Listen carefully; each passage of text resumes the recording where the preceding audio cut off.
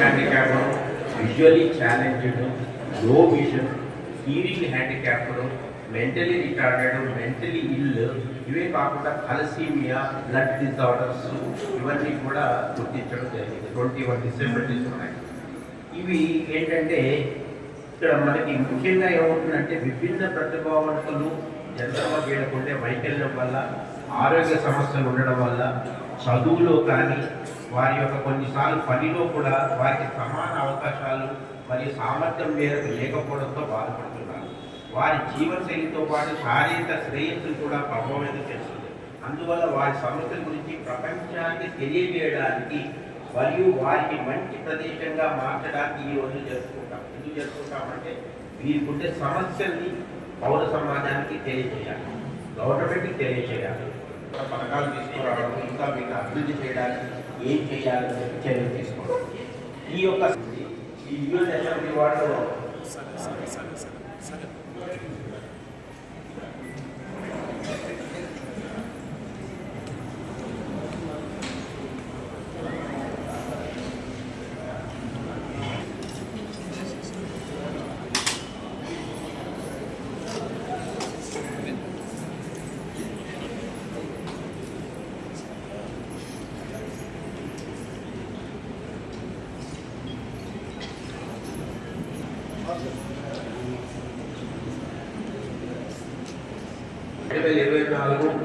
అంతర్జాతీయ వివిధ ప్రతిభావ దినోత్సవం యొక్క థీమ్ ఏంటంటే సమిష్టి మరియు స్థిరమైన భవిష్యత్తు. సమిష్టి అంటే అందరూ కలిసి మరియు స్థిరమైన భవిష్యత్తు కోసం వైకల్యాలు ఉన్న వ్యక్తుల నాయకత్వాన్ని విస్తరించడం. వైకల్యాలు ఉన్న నాయకత్వం విస్తరించడం అంటే లీడర్షిప్.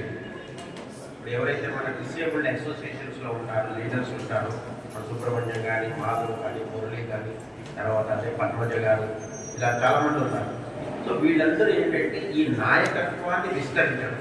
నాయకత్వం అంటే ఏంటంటే వచ్చి కావాలనేది కాదు, నాయకత్వం అలా చాలామంది చూశారు. ఏదైనా ఒక సమస్య కానీ, లేకపోతే ఒక మన కోసం మనం జరుపుకునే ఒక పండుగ కానీ, సెలబ్రేషన్ కానీ ఉన్నప్పుడు ఎలా చేస్తారు, ఎంత బాగా ఆర్గనైజ్ చేస్తారు, గవర్నమెంట్ తరఫున మీరేం చేస్తారు, మా తరఫున మీరేం ఆశిస్తున్నారు, మేము మీకు ఏదో కోఆపరేట్ చేయాలి. ఇది సమిష్టి నాయకత్వం. అంతేగాని లోటుపాటు ఎత్తి చూపడం అనేది నాయకత్వం కాదు. ఎందుకంటే వాటి స్థాయిలో మనం ఫంక్షన్స్ చేసేటప్పుడు ఏంటంటే చిన్న చిన్నగా కొన్ని లోటుపాట్లు ఉంటాయి. అయితే ఆ లోటుపాటు ఎలా అధిగమించాలని మనం ముందరే ఒక ప్లానింగ్ చేసుకుంటాం. ఫర్ ఎగ్జాంపుల్ మనం చిత్తూరు జిల్లాలో సెలబ్రేట్ చేసుకున్నప్పుడు ఈ యొక్క మనకి ఎంతో సపోర్ట్గా మురళి కానీ, చంద్రశేఖర్ వీళ్ళందరూ కూడా మాకు బాగా సహాయ సహకారాలు అందించారు.